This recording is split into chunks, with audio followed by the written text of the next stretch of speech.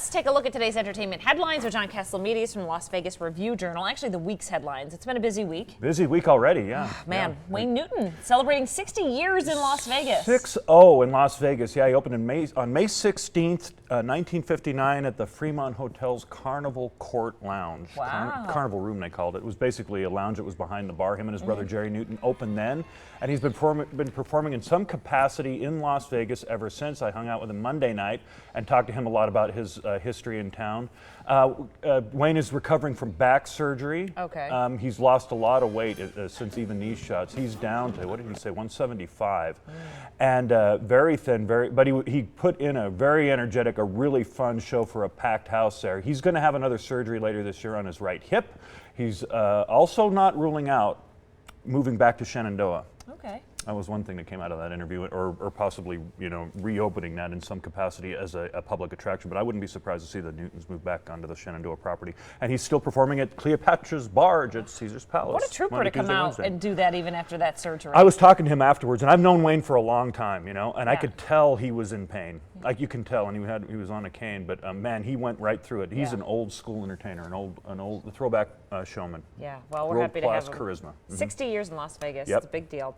All right, let's talk about this home that belonged to Jerry Lewis. I've actually done stories on the auction, and I know you have, and you recently followed this story. People are seeing these auction signs and thinking that things are being sold from Jerry Lewis's former estate, and what's going on?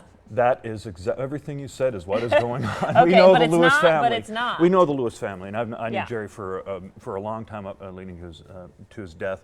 And the home that they lived in Las Vegas for 35 years, him and the family, Sam and Danny Lewis, and that was sold soon after Jerry's death, was bought by a woman named Jane Popple, and she's going to turn around and sell the house now. And she listed the home along with many other items as being for sale, the contents of the home. Know this, the house used to belong to Jerry Lewis, and there are certain items in there that Sam left behind for Jane, but there's jewelry, there are art pieces that are listed, there's a Rolls Royce that was listed early that's not even going to be part of the sale at all. None of that stuff belonged to Jerry Lewis. So you have to do your research when you go in there, but the family was unhappy to see signs that listed, this is a forced sale. They were upset to see items underneath Jerry Lewis's name that didn't belong to Jerry Lewis, both on the signs publicly and on the website. When you go to hit the website, it's a historic Jerry Lewis home, contents, Picasso's, valuable jewelry, fine art, fine jewelry, all that stuff, the Rolls Royce.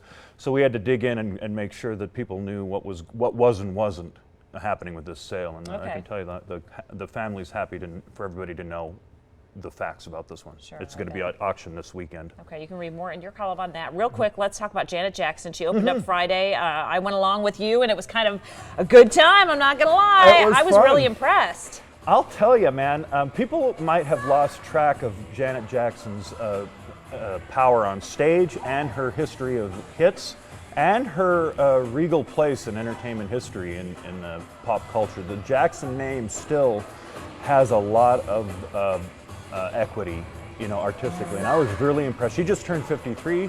She had a baby last year, and in all that, it was a great dance show. 14 backing dancers, staging it was crazy effective. Black and white on stage, mostly colored lights coming in, and it was a blast. Yeah, it really was. All right, Queen Latifah was there, Eve was there, all sorts of Magic Johnson. Yeah, that was fun. Read more in Katz's column, plus about the Celine and Lady Gaga corporate gig that surprised everyone. All that online and in the paper. Thanks, Katz.